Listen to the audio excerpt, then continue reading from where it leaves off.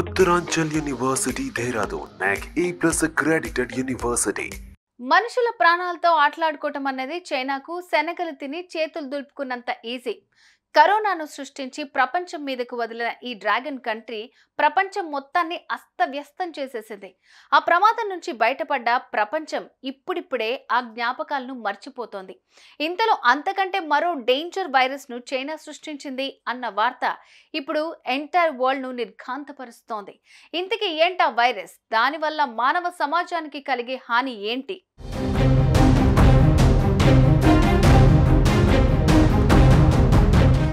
ఏమి ఆశించి ఏ కుట్రను మనసులో పెట్టుకుని నాడు చైనా కరోనాను సృష్టించి ప్రపంచం మీదకు వదిలిందో కానీ సుమారు 2 ఏళ్ల పాటు ప్రపంచం గడగడా వణికిపోయింది.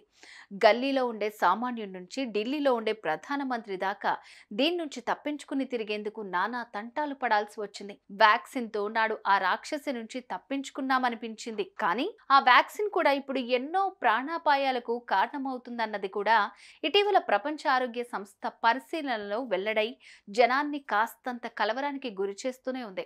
ప్రపంచవ్యాప్తంగా కోట్లాది మంది ఉసురు పోసుకున్న చైనా, చీవాట్లు తిన్న చైనా తన కుటిల బుద్ధిని, అతి తెలివిని మాత్రం కట్టడి చేసుకునేది ఎలా అన్నంతగా చెలరేగిపోతూనే ఉంది.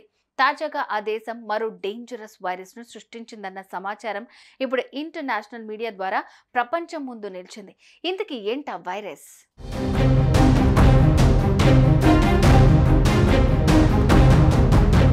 కొన్నాళ్ల క్రితం ఆఫ్రికా ఖండాన్ని అల్లాడించిన ఎబోలా వైరస్ ఆ దేశంలోని ఎందరో పౌరుల్ని అల్పాయుష్కులుగా మిగిల్చేసింది. అచ్చం అలాంటి డేంజరస్ వైరస్ ను సింథటిక్ వైరస్ పేరుతో చైనాలోని హెబే మెడికల్ యూనివర్సిటీ సైంటిస్టులు తయారు చేశారు. ఇలాంటి వైరస్ వస్తే ఎలా ఎదుర్కోవాలి అన్న పరిశోధనలు చేసేందుకు ఈ వైరస్ ను ఆ సైంటిస్టులు డెవలప్ చేశారు.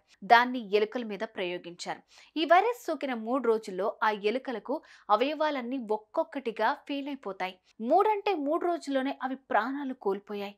మనిషి మీద ఎబోలా వైరస్ ప్రభావం ఎలా ఉంటుంది? ఆ ఎబోలాను ఎలా సింథటిక్ వైరస్ ను ఈ సైంటిస్టులు తయారు చేసినట్లు తెలుస్తోంది.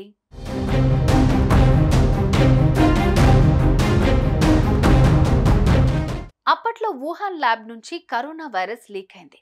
ఇప్పుడు హెబే యూనివర్సిటీలో ఉన్న ఈ కొత్త వైరస్ కూడా లీక్ అయితే అది ప్రపంచ దేశాలకు ప్రాణాంతకంగా మారే ప్రమాదం ఉంటుంది.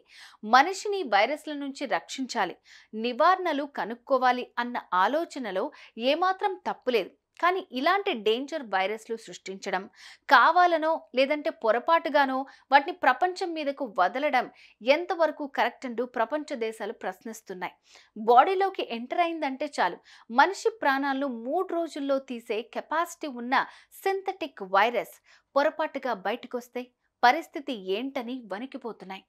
ఎవరు ఎంత వణికినా 10 మంది నడిచే దారిలో నడిచే ప్రసక్తే లేదంటూ చెత్త ప్రయోగాలను నెత్తిన పెట్టుకుని ముందుకు కదులుతోంది చైనా, ది నాస్టీ కంట్రీ.